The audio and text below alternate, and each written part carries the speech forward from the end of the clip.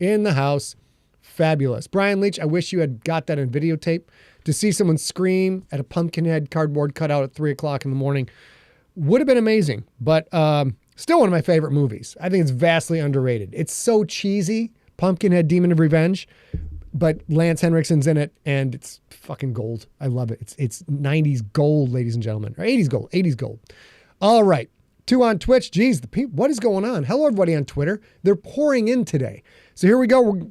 If you guys are just joining us on Twitter, here comes episode 50 of Br'er, episode 50 of Slay, which is called Br'er Rabbit. We read that, then we all hang out for about 30 minutes and talk about things and stuff in general. Here we go.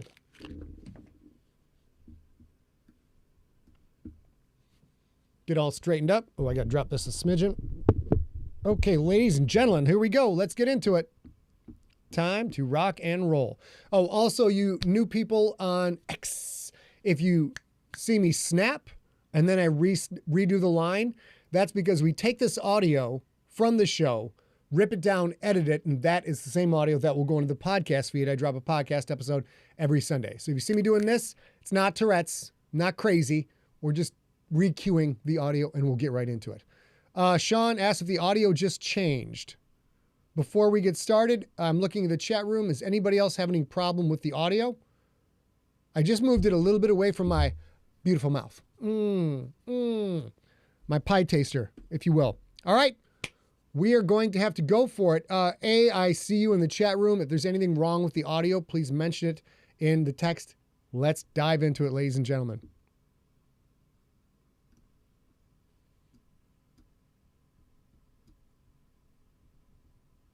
One sec. Here we go. Hello and welcome to Slay episode number 50. This one is titled Br'er Rabbit. Going to get you caught up on the story so far. And then, of course, it's story time.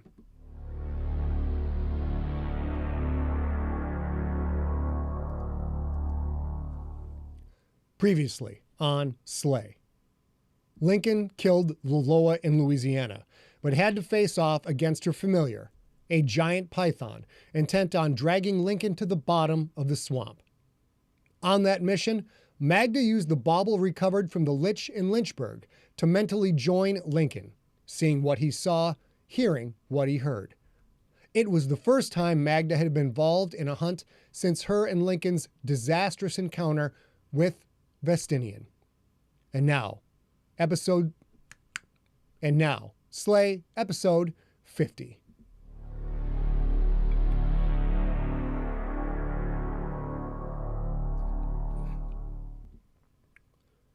Maybe Magda didn't outright hate Ariella anymore, but it was still a fun time when the woman got all pissed off.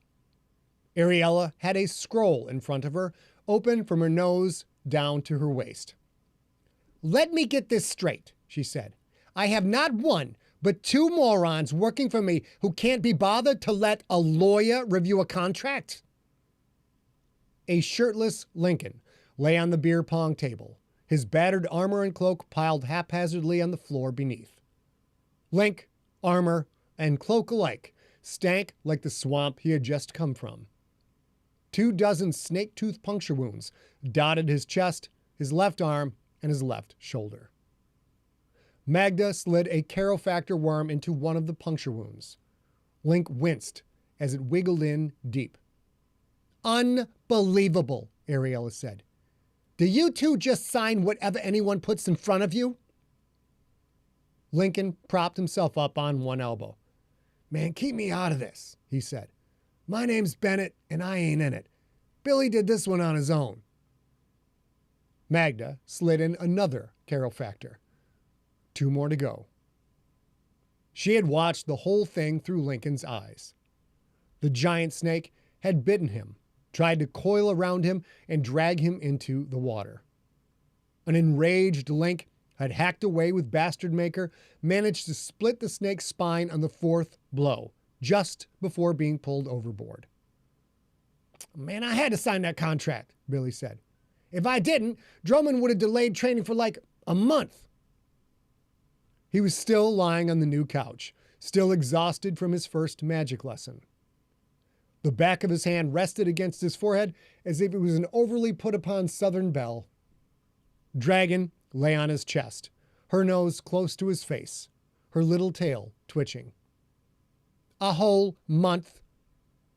Ariella lowered the scroll. Really, Billy? You couldn't wait 4 weeks so I could look over a contract with an injury waiver so broad.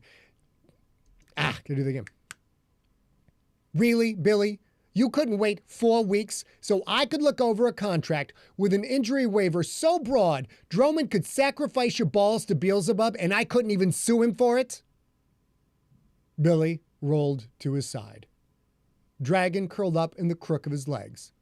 Man, let me alone, Billy said. I got enough problems as it is.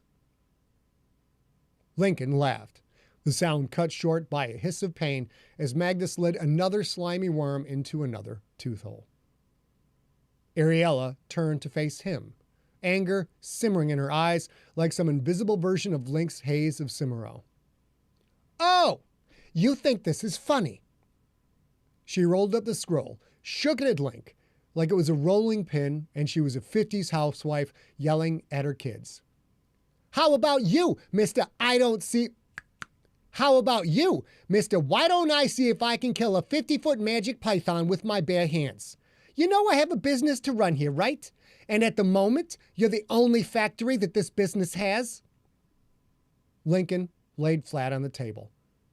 Don't be ridiculous, he said. It wasn't bare hands. I was wearing my gauntlets. And there's no need to exaggerate. That snake wasn't an inch over 45 feet. Magda held back a laugh of her own. This might not be the best time to give Ariella shit, but Link sucked at reading the room. Oh, so it was a little baby then, Ariella said. Only 45 feet, huh? Sure, no point in using your... What is that ridiculous name that you call that overcompensating midlife crisis of a rifle? Oh yes, the ding-dong big schlong. Or your crossbow that has fucking explosive hellfire bolts, Lincoln? Lincoln shrugged, an awkward movement with him lying on his back. I was mad, he said. Oh, and Magda didn't think I could cut its head off. That hurt my feelings. Magda had said he couldn't cut the head off with one chop. It had taken Lincoln 4.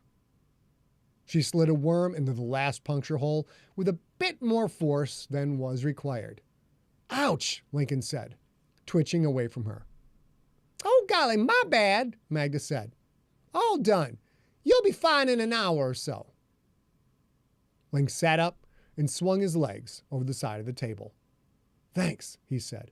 I appreciate it. Man, I need some sleep. You can sleep later, Ariella said.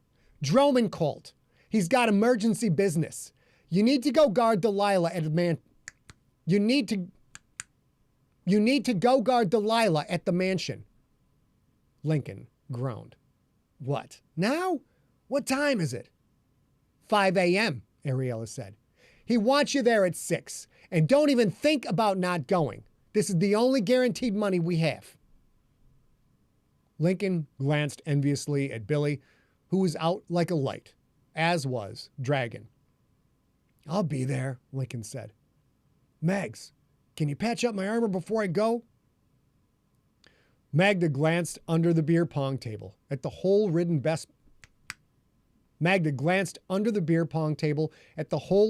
breastplate and left pauldron. That snake had been strong as fuck. Link was lucky to be alive. Patching the holes wouldn't take long. And then, finally, she could get high. And drunk. And then high again. Anything to stop thinking about the Umatakan claws slicing through her skin and muscle, scraping against her bones. Yeah, I can, she said. I'll try to get that swamp funk out of your gear, but no promises.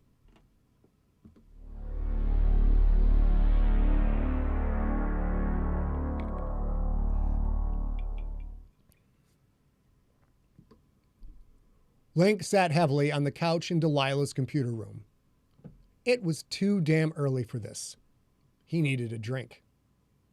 No, Delilah, you can't paint my nails. Delilah held up 2 nail polish files. Oh, come on, please. This one is called Till the Cows Come Home because it's teal. It would really bring out the gray in your eyes. And this one is called Two Can Do It If You Try. Oh, sorry. And this one is called Two Can Do It If You Try. It's kind of like a salmon color, which isn't your color, but I know you like birds. Couldn't she just ask him to sip some imaginary tea or something? Did 13-year-olds still do that? I'm your bodyguard, Delilah. I'm not your toy. The girl affected a practiced pout. You're no fun. I am like the most fun ever, Lincoln said. For example, I just chopped the head off a giant swamp snake. You want to hear about it? No, not really. Sounds cruel. What was the snake's name? Lincoln's nose wrinkled. Name? Yes, the snake's name, Delilah said. Was it a pet? It was 50 feet long. Do you know how long 50 feet is? 16.6 yards, Delilah said. 15.2 meters. Was it a pet or not? Well, it was a familiar. Like your raven? For fuck's sake. What was it? For fuck's sake. What was it with smart young people who couldn't accept that some ravens identified as crows? Yes, like shitbird, Lincoln said. And shitbird is not a pet. But it has a name, Delilah said. And it is a familiar. Therefore, the snake you killed, which was a familiar, probably had a name. Do you know what it was? A drink and maybe a Xanax or 3. Oh, now I remember, Lincoln said. Its name was, if you find teenagers that ask too many questions, please cut their head off, too, so I have some company in hell. Delilah put the vials back on a shelf that had dozens more. That's a long name, she said. Do you want to paint my nails instead? This was going to be a long shift. Do you paint your nails with your friends or something? Delilah flopped into the big chair. She picked up the TV's remote, but didn't turn it on. I don't have a lot of friends, she said. Daddy doesn't trust people, and that was before, well, you know. Before a professional kidnapper came through her roof, killed her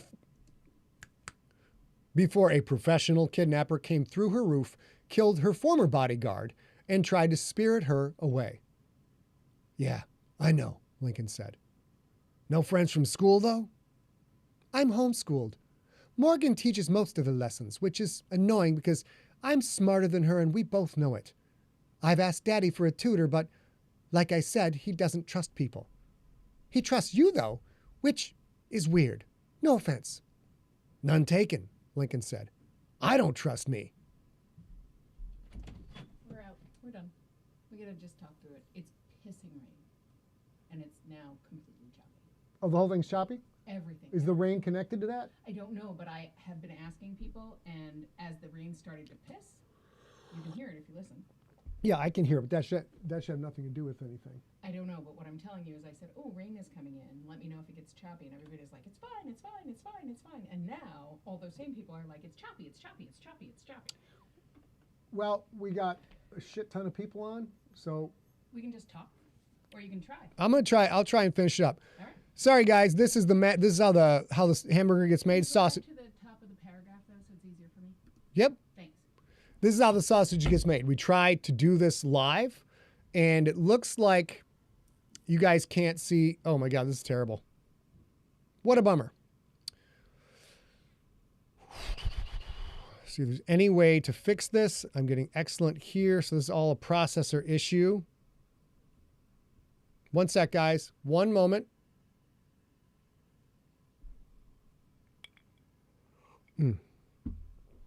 Kernel task.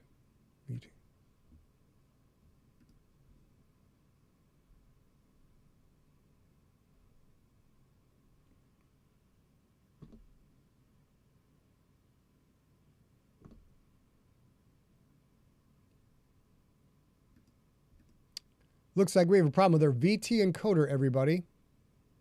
Whatever the fuck that is.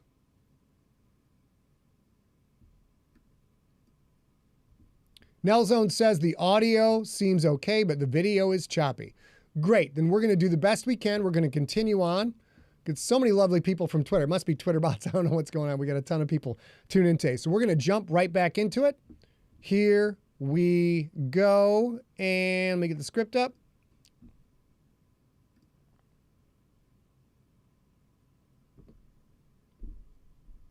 None taken, Lincoln said. Hell, I don't trust me. Through maneuvering or manipulation, Delilah had gotten Kellius to stop insisting Morgan be there every moment. Morgan was somewhere in the mansion, but hadn't tried to get into Delilah's computer room. Daddy said he knows you're a professional, Delilah said. That I can be alone with you and you won't try to grab my butt or anything. Lincoln laughed. Your dad has a way with words. Mine's the same. That reminds me. I got to see my dad pretty soon. Do you go to his house? Is it the one you grew up in? Now, wouldn't that have been a pretty picture straight out of a Hallmark movie? He lives in an old folks' home, Lincoln said. He can't take care of himself anymore. Oh, I'm sorry to hear that. And it wasn't just words. She meant it. Lincoln could see it on her face. What a nice kid. Thanks, he said, not knowing what else to say. Sometimes adult stuff can be a fucking pain in the ass. That's what Daddy says. Not with curse words, mind you, but pretty much the same thing. Lincoln fought back an automatic, oh gee, does the poor little billionaire have it hard? But he caught himself in time. It's nice you go see your dad, Delilah said. Do you like him? Was he a good dad? The way she asked made Lincoln think she was wondering the same thing about Kellius. I used to like my dad, Lincoln said. When I was your age. I liked him a lot. But not anymore?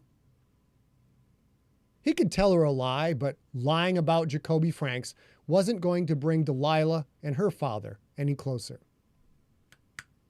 He could tell her a lie, but lying about Jacoby Franks wasn't going to bring Delilah and her father any closer. To be honest, my dad wasn't around that much, Lincoln said. When he was, he had, expectations. Ones I guess I could never meet. Saying the words unleashed pent-up feelings Lincoln had thought long forgotten. Why did talking to this wide-eyed teenager about the respective dads stir up old emotions? Maybe because she was going through the very same thing. Not in some past life, separated by decades of experience, but now, at an age when everything felt so much bigger, so much more. Let me guess, Delilah said. Your dad wanted you to go into the family business? Lincoln laughed, lifted part of his cloak to reveal his armor. You hit the nail right on the head, he said. Why, does your pops want you to run his empire? Delilah glanced off, bitted her lip. Yes, he does. And he wants me to be a mage like him. She shrugged. I guess I'm just not that into either. I just want to be normal. Normal.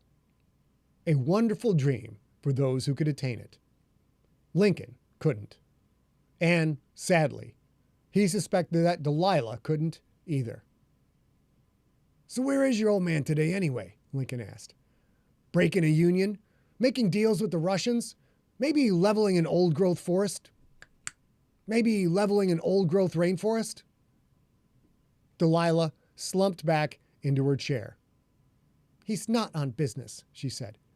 He's looking for that man that tried to kidnap me. What was this bullshit?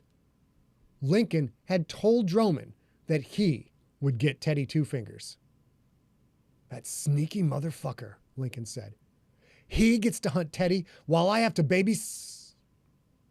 His voice trailed off when he saw the hurt in Delilah's eyes.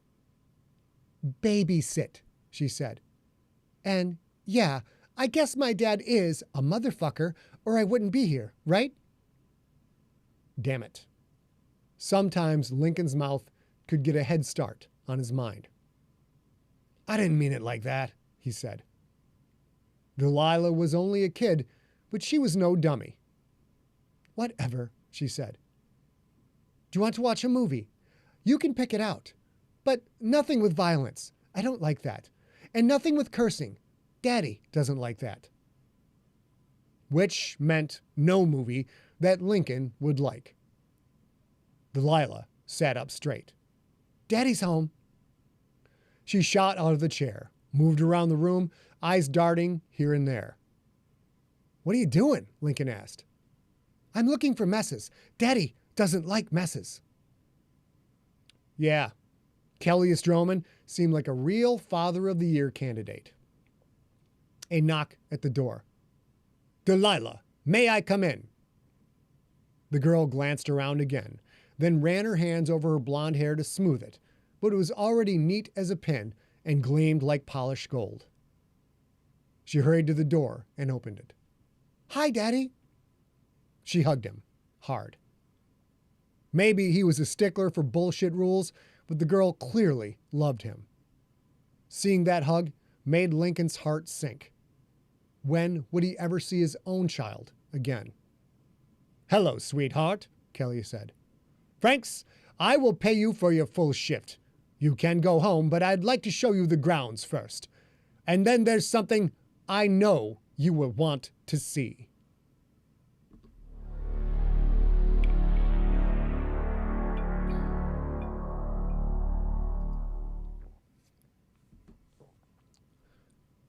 Droman's mansion was one of several built on the crest of Barren Ridge. Way back when, the ultra-rich vied for elaborate homes there, with little land, as opposed to sprawling estates far outside the city. While Droman's grounds were bigger than those of his neighbors, it didn't take long to walk them. Lincoln and Droman strolled along the marble walkway that ran across the sides and back of the mansion. Lincoln noticed that Droman, or Morgan, or whoever did the maintenance here, hadn't fully cleaned off the skid marks left by his bike the night he had rescued Delilah. You've seen my lovely arbor vitae at work, Droman said. I'll show you the other defenses. He pointed to a dirt patch inside the outer wall's northwest corner. I planted 3 Venus man-traps there. You'll want to avoid them. I'll make a note, Lincoln said. Most of the grounds consisted of the arbor vitae, the fountain, lush bushes, fruit trees, a few old hardwoods, and flowering vines.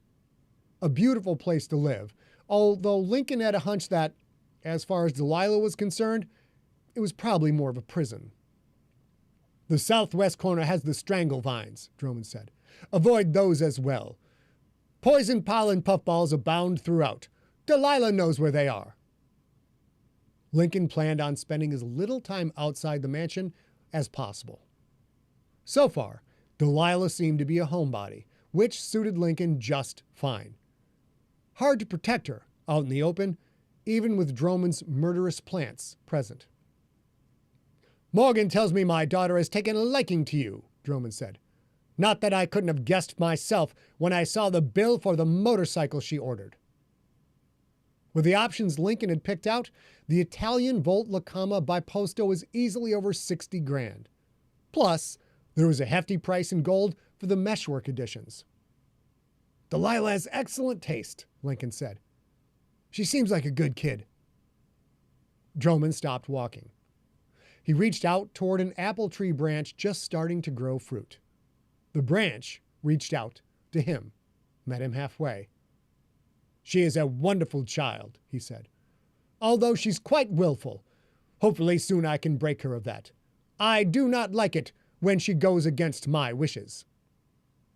A teenage girl who won't do exactly what her father says, you say? Gee, that sounds like completely uncharted territory. Droman released the branch. I find your efforts at wit to be tedious and tiring, he said. I prefer those in my employ to be more deferential. And I find you to be a pompous asswipe. You pay the tab, Green Thumb, but Delilah is the one I'm protecting. So don't delude yourself into thinking I'll give you a bullshit smile and blow sunshine up your ass. Cool? Droman gestured down the tree-lined marble walkway. They started walking again. You keep Delilah safe, and there is much I will let slide, Droman said. Speaking of Delilah, she told me you're out looking for Teddy. That true? Droman nodded. I will find him. I will make him pay. Damn, this rich asshole was annoying. I told you Teddy was mine, Lincoln said. Mine. Yes, I heard you the first time, Franks. Lincoln didn't have time to hunt Teddy. When he wasn't guarding Delilah, Ariella would have him hunting down bounties to get treasure needed to pay Callista for Sam's protection. Any luck yet? Lincoln asked. That glam rock wannabe fuckstick is hard to find. Droman stopped, faced the row of immaculate bushes that ran along the mansion's west wall. The bushes parted, sliding like living curtains, to reveal a door that looked like the building's wall. Not a hidden door, exactly, but one that was easily missed by someone who didn't already know it was there. There's an item in the other ballroom that I want to show you, Droman said. The other ballroom? You have two? The mage wiggled his fingers. The door silently swung. The mage wiggled his fingers. The door silently swung inward, revealing a marble staircase heading down, heavy brass railing on either side. This used to be a speakeasy, Droman said, way back in Prohibition. To answer your question, no. I have had no luck finding that bastard, but my search has only begun.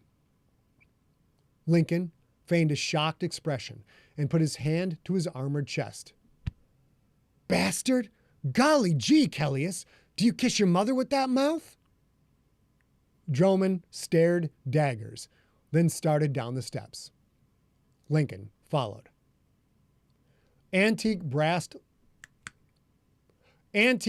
light fixtures lit the stairwell, the white walls, and the crimson wainscoting. Lincoln could easily imagine well-dressed gangsters, businessmen, and women in flapper dresses heading down in pursuit of hot jazz, gambling, and illegal drinks. I did develop one lead, Droman said. It turned out to be nothing, so far.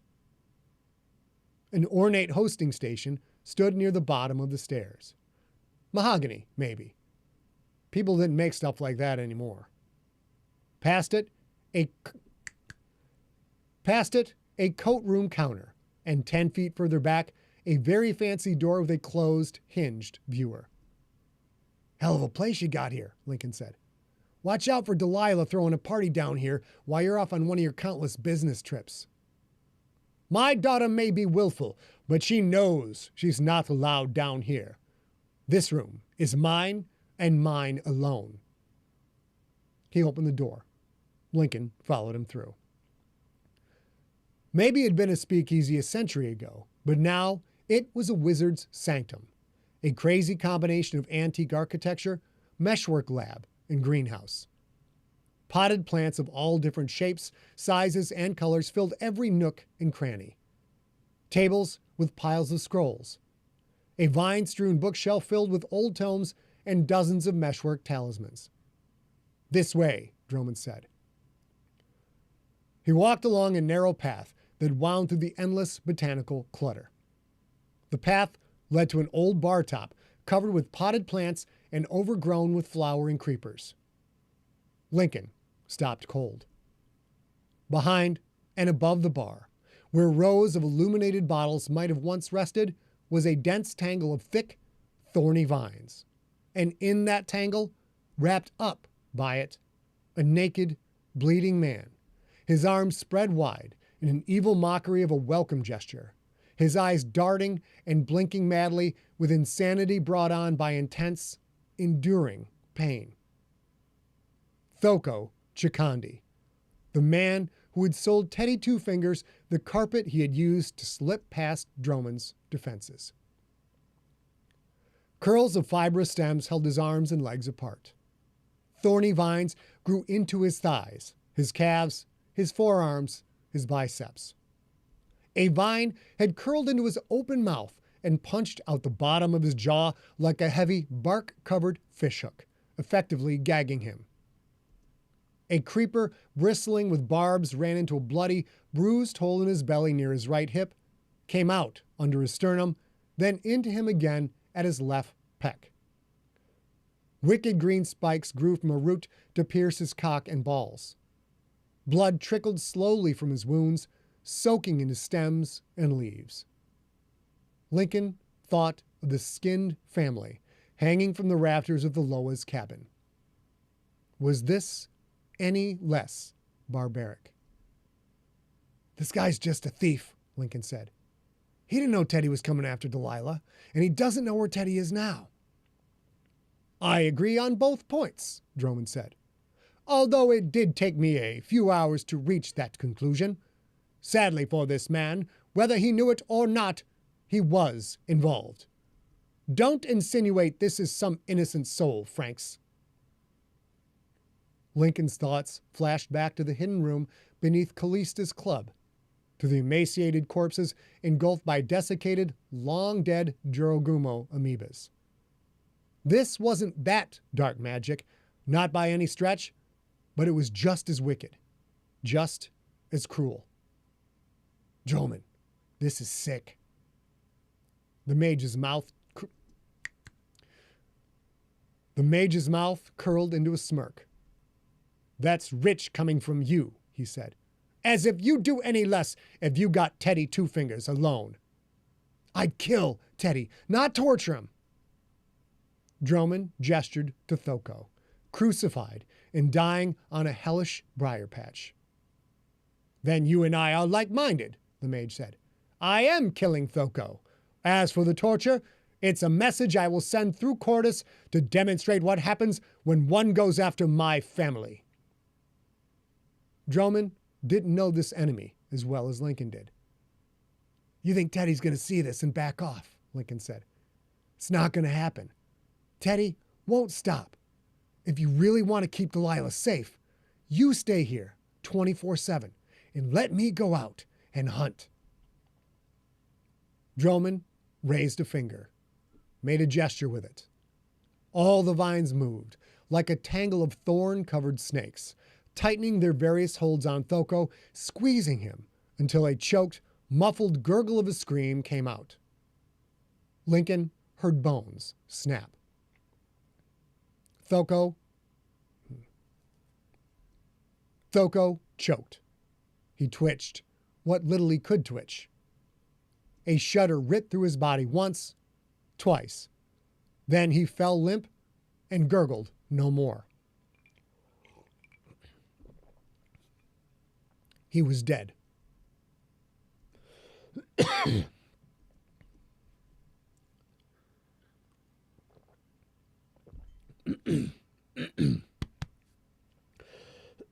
Sorry, almost done. "The difference between you and me, Franks, is that I will find Two Fingers," Drummond said. "The demise of his associate here should keep him at bay until I can track him down." Lincoln realized this wasn't just about keeping Delilah safe. Not to Drummond. He wanted to protect his daughter, yes, but he also wanted to avenge his battered pride. Someone had shown the audacity to try and take his daughter in his own home, and that was not something he could simply let go. Drummond was a fool. A rich fool, a powerful fool, but a fool nonetheless. Boy, oh boy.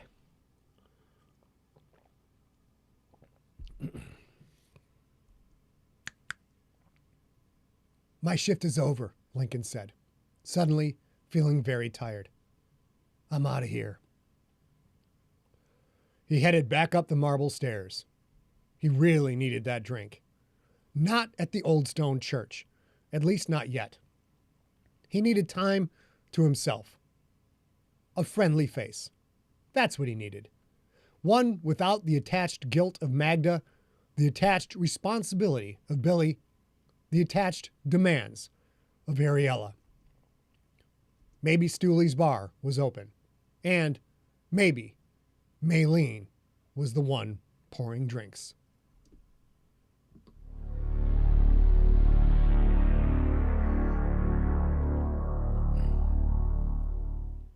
That was episode 50 of Slay. We'll be back next episode for 51 and see if maybe Link can get a little lucky.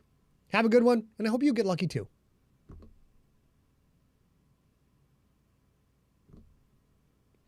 There we go. We're done. Come on up, baby. Turn that off. Go to chat. All right.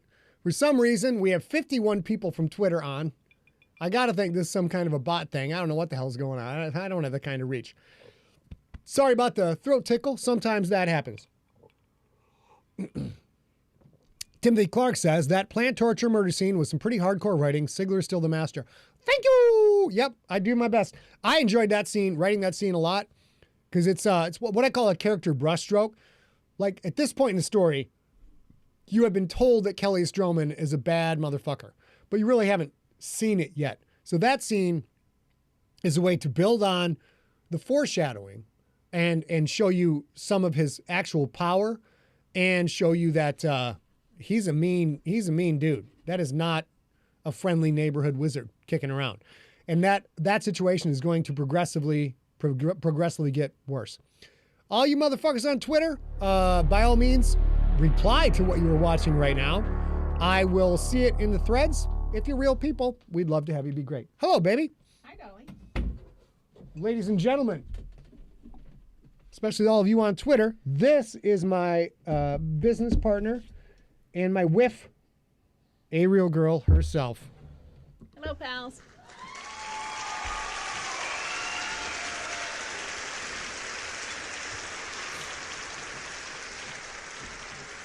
Oh, God, I'm always forgetting some of these days. What was this? I forgot to bring this over here for you right here. You're pretty busy. Yep. Oh my God, that's so dark. We're gonna get into it. Let me adjust that. Say hi to everybody, baby. Will I adjust your Hi, camera? everybody. No, don't do that yet, babe. Don't do that yet. Oh, okay. I got to go to here. I think there's a way to. No, you can talk to them. Talk to the peoples, man. I pushed it down. Oh, I pushed. Oh, yep. I'm killing it today. Too dark again today. There we Apparently. go. There we go. There we go. I'm killing it today, you guys. Hey, you are killing it today, hell? actually. Actually, I had 2,700 words today. Well, more than that. You had 2,700 words in Crypt today, right? Yeah, all in Crypt Book too. For some reason the friggin' go ahead and turn out the light because for some reason the Turn up the light. there we go. Oh, wait. I can't. Because I was like, damn. Why won't it show me the hide webcam settings? Let's go to. Hey, Sherry. So nice to see you out there. Hold on, people. We'll get to this. I show webcam settings. There we go. Now There I you got to go. get to yours, and then I got to bring the exposure time up. There, see? There we go. Hi, Tinies. How are you? A little brightness, and a little bit. Okay, good. Take a look at the canvas, baby, so I can see you good. That's what we're gonna go with. That's what we're going to go with because we cute. Come a little closer to me. I mean, you guys know. You've met us in person. Closer. Many of you have met us in person. Don't You know be we're pasty. shy. Dude, I don't know what the F is going on. Now we're up to 54 people watching on the Twitters. I was like, damn. It's always going to be Twitters to me, you guys. I hope that doesn't offend anybody on the Twitters, though. Ooh, brightness off and contrast up a little bit. There we go. There we go. Now Let's we're leave it cooking. right Now here. we're cooking. All right, ladies and gentlemen. Oh, I left mine downstairs. Sorry. No worries. Here's what we're going to go over today. I'm going to give you the schedule of the stank. We're going to talk about all of the things. Sean was like, maybe you need to turn on A the. little closer. Oh, get a little. And Oh, get that don't tied knock up. over that. There we go. That would be very bad. That'd be very bad. It All is right. sugar-free, so it's not that bad. So here we go. Let's get into it. We're going to talk about, we've got an announcement to make about the Slay audiobook Hey, Robert and ebook. Tinkerella. Tin Man in the house. What's up? And then we've got the schedule of the stank. And then we're going to talk about, the retirement of Jason Kelsey. First of all, though, you guys, if you follow this show every week, you see we've been having progressively increasing problems with streaming and the computer processor and everything else. We have ordered a new computer. It will be here Wednesday. Now, this is also potentially fakakta because it's fakakta, not fakakta, right? It's fakakta. Fakakta. This is potentially fakakta My because half-Jewish husband, half-Jewish husband, knows less Yiddish than I know the word schmeckel. Not a Jew at all, but grew up in New York. I know the word schmeckel It's when I was a freshman, my grandparents were at our house in Sheboygan, Michigan, and my mother said, "Oh my God, Scott, you're such a little schmeckel." And she had never told me what schmeckel means. And my grandma, who's like 80 and just sitting there like in a house dress, instead basically sitting there in a muumuu at the kitchen table doing her own crossword puzzle, she looks up, she goes, "Schmeckel is Yiddish for penis, you know." And then goes right back to it. My mother was embarrassed. I thought it was the best thing that ever happened. How did we get on the subject of Jewish penises? You said fakakta. Fakakta. Which he normally adds an R to, so it's frakakta. When we get the new Mac, it's a Mac Mini M2, we have to jump up 3 generations of software. So there might be a fuck ton of software I use right now that doesn't work anymore. So there could be many, many problems. So hopefully we'll be back. Hopefully we'll be back next week. But if we have computer problems, just letting you know. But we are spending the coin to take care of the problem. You know what I'm saying? We finally have to give up a ghost. The reason I didn't want to do it is because I've got this iMac Pro from 2017, which has been a fucking godsend. It has been wonderful. Everything that we've done, all our audiobooks on it, we do all our streaming on it, do video editing. I do music on it. It's just a wonderful machine. It's just finally kind of run out of steam. So here is the schedule of the stank. Sunday, March 3rd, Slay 49 went live in the feed. So all of you bots watching on Twitter, which is now up to 58, you can hear all the episodes of the story I just read you. It's called Slay. Season 1 is complete. If you go to Spotify or Apple Podcasts or anywhere you get your podcasts, search for Scott Sigler Slices. That's the name of the podcast. Or Scott Sigler Slay. You will find it. You can hear all of Season 1 straight through. Enjoy it. Then you can start pounding episodes from Season 2, which we're podcasting right now. And you should be caught up by about the time we get into the last third of Season 2. So that, again, you can also find it at scottsigler.com/slay. But you want to go to where you get podcasts, Spotify, Apple Podcasts, etc. Search for Scott Sigler. You will find it. Listen in. And if you do listen, I hope you enjoy it because it's a pretty fun story. Pretty fun. We also had a question this week. Somebody, where they normally get podcasts, emailed to say there's only up to episode 28 of The Starter. And as a reminder, we have moved our podcast hosting to Realm, and we are re-releasing. So in 2017, we took down everything but the first book in every series. And then we moved to Realm in 2023, late 2023, and discussing it with them. They were like, cool, we want to re-release all of that, and that will be a thing. So we're doing that. But the GFL is releasing twice a week on Tuesdays and Thursdays, and we're currently in The Starter. And if I don't miss my mark, when we get to September... Excuse me. And the GFL, the NFL, the new NFL season, will go to 3 times a week. Is that true? Yeah, right now it's two episodes a week. During football season, it's 2. During football season, it's 3. So we will go back to 3 a week once the season begins. But right now it's Tuesdays and Thursdays. And once September comes, it'll go to Monday, Wednesday, Friday. And we are churning through all the GFL books. So if you are somehow new and just joining us here, that's the case there. Wow, this is... No idea. Lots of replies. Show more replies. We're just checking at Twitter real quick. Tim Clark on Twitter, doing the man. You're the man, Tim. Fabulous. All right, Sean Dyer, I think it's... Sorry. I don't know how... Oh, my God, it melted down. Oh. Go. I don't know how it's actually spelled if you're spelling the Yiddish in English, but it's fakakta. Yes, like you wrote it. You can hit that. That's okay. We don't mind that. I know. I just turned it off. Do you Turn want it it back up? Yeah, It's hot. Sunday, March 10th. Slay episode 50, which you just heard, tonight's episode, will go live in that same feed. Wednesday, March 12th, the live read, we're doing this. Wednesday, March 12th, the live read of Slay episode 51. And this is no longer accurate. Let's talk about this right now. May 1st. May Day. That is accurate. That's a well, change. I know, but it says, we've been saying April 1st. Yeah. We've been telling you April 1st. We had a pre-order set up for Slay, quite a soft pre-order. We didn't promote it.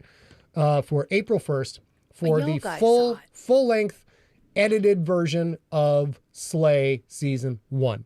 So that will be an audio with no commercials. You can listen to it straight through by getting that at Audible. That will be an ebook, which you can get for Amazon Kindle or anywhere else that ebooks are sold. So we have moved it to May 1st, which happens to be May Day. Or, in other words, Slay Day. Yeah, motherfucker. Nicely done. Slay Day. Slay Day. Slay Day. We're trying to Lincoln think gonna get of like some a Slay sleigh Day. pole thing, because if you know Sleigh anything about pole. May Day, it's about flowers and So great. ribbons and stuff. So we're sort of trying to figure out a sleigh day thing. Maybe ribbons of meat, like bacon. I don't know. We'll figure it out. I'm not saying crazy things are happening over at the X, known as Twitter, but now 65 people on Twitter watching this. If you are watching, welcome one and all. Maybe we got promoted in a foreign land or something. You're beautiful. We love you. Thank you for hanging out. All right. An update. Siglerpedia is still very problematic. If you use that, I haven't had time to go fix it because I have been writing all of the words. Speaking of so many words. Speaking of the words, let's go and take a look at where we are with Slay here. The Crypt Book 2 wrote 2785 words so far today. I need to go after the show. Got to buckle down and get that last 250 in there and get up over the limit. So That means I'm doing the dog walk. you're doing the dog walk. What you're seeing here is a window from the writing application I use called Scrivener. Set a 90,000 word target for the draft and then worked with my consultants to try and figure out how the outline goes to get to here. And I write on Monday, Tuesday, Wednesday, Friday, because Thursday is for writing Slay. So therefore, if I write 3,022 words on those writing days, I will be finished by April 14th with the first draft. Thursdays are writing sleigh, but also audio. You Also have to do- audio for... Yeah, we have. You guys have heard. Lots of you have commented that you can hear if you're listening to other podcasts. You hear Scott break in and give a read about the GFL or give a read about one of our sponsors or something like that, and that is actually so powerful for us. It's helping us buckle down and do this. But that means once a week he has to give over to audio recording. If we have to re-record this because it was choppy, he does that on Thursday. He writes Slay, and then he does all the work for all of our partners and sponsors that might be audio or might need doing, and trying to work on getting the Siglerpedia to a stable, normal, we can use this every day kind of a host. All right, moving on. So therefore, we got Slay Book 1 coming up for you. The Crypt Book 2 is in progress. And Secret Agent Siglerpedia is down. So now we're going to, let's go. Let's talk I'm about... going to mention that Rob Otto totally got my meat pole joke. We don't tell that kind of humor in the show. I literally just said it in front of you. That's not appropriate. I love that it's Freaky Friday over here. That is not appropriate. All right, so now we're going to talk about, we've got a few minutes left. We're going to discuss, because many of you have read the GFL, you are football fans to start with without me, or through the GFL, you are football fans, or through the magic of Taylor Swift dating a tight end, you have been further brought into the wonderful world of fandom that is the NFL. So we're going to talk about Jason Kelce's retirement. Jason Kelce, you want to give an overview? I'll give you an overview. Yeah. Jason Kelce played 13 seasons as the center for the Philadelphia Eagles. He has won a Super Bowl, and he's got some stats. Yes? Will you, for people who are less familiar with football, talk about what a center does right here? Sure. So when you watch the guys line up in football, the offense, the people with the ball, there are 5 main guys on the offensive line. So you've got your tackles, you got your guards, and then the guy in the middle who snaps the ball to the quarterback, who gets the quarterback to like put his hands up all against his junk. Yeah.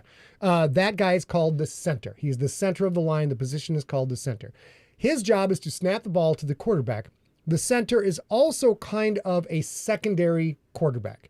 The center's job usually is to call out what he sees in the defense when the offensive linemen line up to determine, all right, so you have that assignment, and they'll kind of on the fly look at the defensive alignment, readjust what their blocking plan is, and then he will drop down to snap the ball. So it is a hugely important part of football, like all positions are important, but center is a critical thing because the snap has to go correctly every single time, hundreds of times a game. And if the center fucks up at all, everybody else's efforts on the offensive line are trash. There's nothing you can do. There's a big hole in the middle of the line. So this guy played 13 seasons at the highest level of the sport. He managed to play for the same team, which is extraordinarily rare. He played at a high level all 13 seasons, and now, because he's so old, he's so old. He's ancient. 36 years old. He's like a fucking living fossil. But here's like the a thing. fossil. We're going to talk about Jason Kelsey's retirement for many, many, many reasons. And one of them is that he is an exemplary player in the NFL. And I want to point out, I know you guys already know this, I started following the NFL at the absolute earliest in 2009. And Scott has been following football his entire life. My whole life, motherfucker. And there are things that are important about Jason Kelsey's retirement yesterday that affect both of us and people like us in the same way. So we're going to talk a little bit about it. So like Scott said, he retired after 13 years. He was a Pro Bowl, elected Pro Bowl 8 times in that time. Voted Pro Bowl. I'm sorry, I said elected, You right? said elected. Yeah, I meant voted. Yeah. How many times? 8. So over half of his career, he was voted as a Pro Bowl. And Pro this last Pro Bowl, he was part of that Pro Bowl as well. Though, if those of you who don't understand, the Pro Bowl used to be a significant thing in the NFL where all of the best players from the American Football Conference and all the best players from the National Football Conference would get voted into this, and they would go play a stupid, meaningless game where people would get injured and their careers would end. So that game is kind of gone, thank God, but the term Pro Bowl, Pro Bowler, still applies. That is the highest individual level a player in the NFL can attain at their position. The only thing that surpasses it would be the offensive, defensive players of the year and the league MVP. Go ahead, babe. So we wanted to talk about it because if you haven't seen it and you are not a football fan at all, you love the GFL, but you don't watch terrestrial football in any way, shape, or form, you will still have seen on any of your social medias the fact that Jason Kelsey retired yesterday. And of course, part of that is because his brother, Travis, who won a Super Bowl in February, is dating the most famous person on earth, who is Taylor Swift. But what's important here and what I want to talk about is the number of people who have been inundated with Jason Kelsey's retirement speech who have never watched football or ever cared about Taylor Swift, who are coming into social media today and saying, I watched all of this 45-minute speech because somebody told me that Jason Kelsey, Pro Bowl center, whatever, in the GFL or in the NFL, Super Bowl winner, Jason Kelsey, thanked his band instructor. And he did. He thanked all the people who made him believe in himself. And it was beautiful. And then I kind of had to go back and look at every other speech that he ever gave. And there are so many wonderful things about this. But what I want to talk about is the idea that this very, very, very accomplished NFL player, this absolutely hardworking, tenacious human being, legitimately started crying in that 45-minute press conference 30 seconds in. And it's gorgeous and human and beautiful and wonderful. And we need every human being to be like this, to be brawny and strong when they need to be, but to be vulnerable when they need to be. And it was just gorgeous. And so, like I said, there are people who are thanking him for being, thanking their band teacher and or his band instructor. And then he thanked his hockey coaches. He thanked his lacrosse coaches. He thanked his football coaches all the way back to Pop Warner. He thanked of course, his folks and his brother and all this beautiful stuff. Now, I want to ask you, as a Scott, if you don't know, the Sigler family, Scott's family of origin, is a football coach, 2 sons, and a mom who dedicated her entire life. One son who is a football coach. And I meant your dad's a football coach. Your mom supported football and all of what you guys did, and you guys were both football players. Yes. And now your brother is a coach. Correct. But there are sort of similarities that we need to talk about. Many of you have emailed us to tell us, oh, Donna Kelsey is kind of like Mom Tweety. And of course she is. But Donna Kelsey is a real life Ma Tweedy, and she has done a beautiful thing there. So I do want to read you. Well, first I want to ask. Sorry, I have a script actually. Yeah, go for it. Get to the script. Let's go. Let's go. Brian Leach is in the chat room, who does not believe me that Taylor Swift is literally bigger than the Beatles right now. And while she looks up that script, I'm not happy about this. Frankly, nobody should be bigger than AC/DC. Frankly, that's the way it is. But Taylor Swift occupying 8 top 10 single slots at the same time, never been done before, by any metric of the music industry. She is more successful and more popular, yes, than the Beatles. That's not an aesthetic judgment. That is not saying she writes better music than the Beatles. What it's saying is, by any metric the music industry has ever come up with, Taylor Swift is bigger than the Beatles. And here's one that's super important in the music industry. Taylor Swift is currently a billionaire because she released her songs, not sold her catalog, which is how the Beatles became billionaires. Well, maybe that's not true, but like that was a big part of it, that they sold their entire catalog helped. Give that script. I do. Let's go. Rob says, Ma Tweedy, will we get a Jew Tweedy crying retirement scene? I can neither confirm nor deny that any member of the INF Krakens will retire in this series. So you don't get an answer yet. You don't get an answer. So I'm going to have to shorten because we had the hiccup with the recording and we're almost done. So I just wanted to talk about Jason Kelsey when he did his retirement speech yesterday, which I know Scott hasn't watched and maybe you guys haven't watched. He literally looked at his entire life and talked about how grateful he was. And it's beautiful to watch for anybody who perseveres and works for their whatever their goal is. But I said this to him earlier today, to Scott earlier today, in his Super Bowl parade speech that he made when they won the Super Bowl, not last year, not the year before, but the year before. Mm-hmm. I want to read this to you guys. Great, go for it. Nothing in this world. This is Jason Kelsey, of course. The words of Jason Kelsey, as performed by A. Sigler. I'm not performing. I'm just reading because he was beautiful. As performed by A. Sigler. All right, I'll try. Nothing in this world can take the place of perseverance. Talent will not. Nothing is more common than unsuccessful men with talent.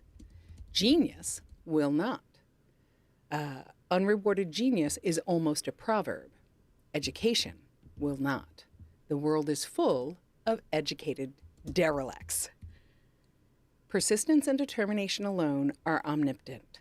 The slogan, "Press on," has solved and always will solve the problems of the human race. And the beauty of that, why I bring it up today, is I was very moved by his retirement speech, and that sent me to... What's happening? Fucking Otto. Oh.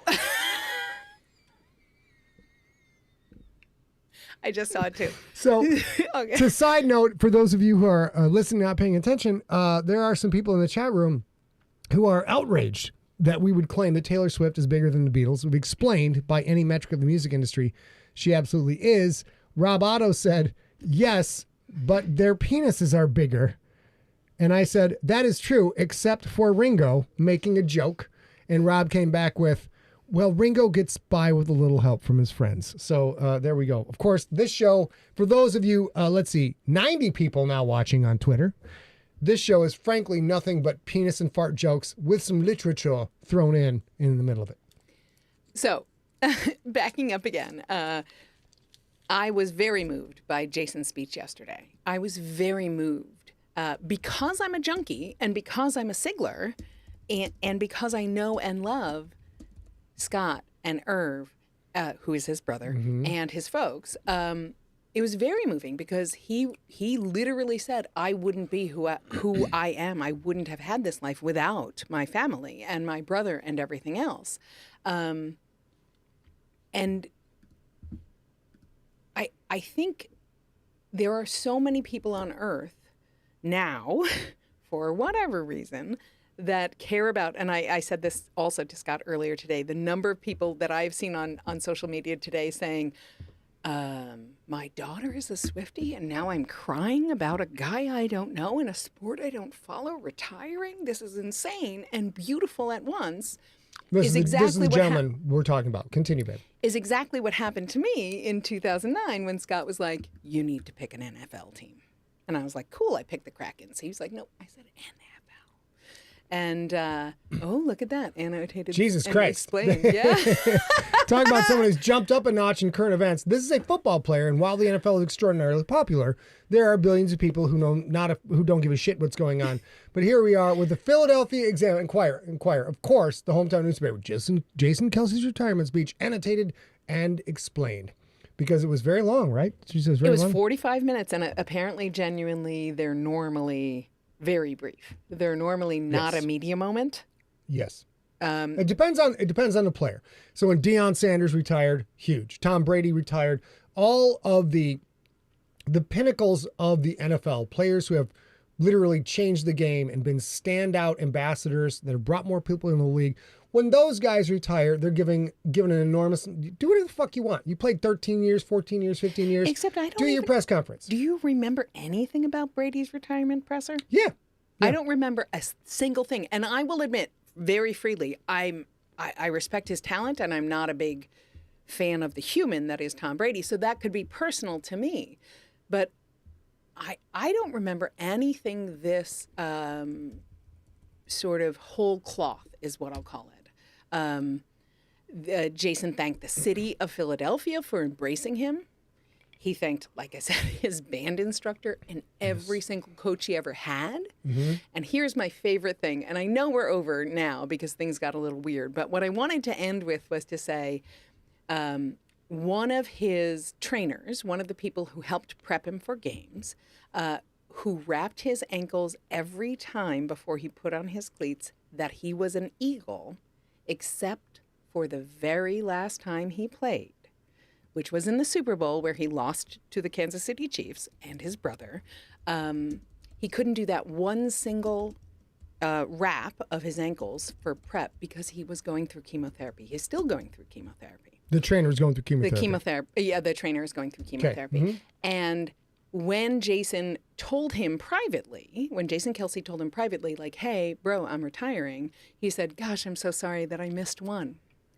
And so in that, can you go back to that photo of Jason Kelsey? Mm-hmm. Mm-hmm. In this photo of Jason Kelsey, right now, where he's dressed down in a tank top and shorts, his ankles are wrapped because when that, I can't even say it, it's so beautiful. When that trainer said to him, "I hate that I missed the last one," Jason Kelsey said, "Please wrap my ankles for my retirement speech." Oh my God. Look at And this. he did it. You guys, every man in here agrees. Look at this big baby crying. Come on. Come on. Yeah. No. And every woman on earth absolutely is like, "Look at this big baby, gorgeous fucking human being. Let it all out. Let it all out, big crying. boy. Let it Do all it out. to it. That's how it works, son. And Let that it was all my out. favorite. So I know we got a little Oh my interrupted. God. I had a whole bunch of Look stuff. at this is the young man. So here he is playing for the University of Cincinnati, and he looks like a completely different person, but a big fella. I didn't Yeah. know they both played the same school. That's super cool. All right, going back to Maine. Continue. Do you have anything else in the script? No, honey? well, that was the big thing. And I had things and stuff to say. So right at the next day, Jason and his brother went to a Cavaliers game, and the Cavaliers had made 62. That's the Cleveland Cavaliers. This is the basketball team for the city of Cleveland. Which is, of course, their hometown, where the Cavs had made jerseys with their NFL numbers on them, both for Travis and for Jason. And it was very pretty. And it's just wonderful because I guess this all got wonky because the cast went weird. But I know that I have been, and I've said this to you guys on this cast before, very, my life is better because Scott introduced me to football and made me understand that there's not really a dumb jock. Not at a professional level, anyway. There's not a dumb jock. Okay. All of those are thoughtful, responsible, thinking human beings who work really hard. And I grew up not playing sports, so I didn't quite know that. And I think that there were 1 million people yesterday, at minimum, who learned that same lesson by watching Jason be human and sad about retiring and proud to be. The very last thing he said was he was more fulfilled off. He was starting to be more fulfilled off the field with his family than on the field, and he had to lean into that. And I thought that was beautiful. Well, it's the people who haven't played the game, even at the high school level. It's difficult to understand that a professional like him, 3, 4, 5, 7 years, 10 years, even 13 years in, this game has been their entire life. They've worked all their life long since they were little kids to be good enough and work hard enough to get into the NFL.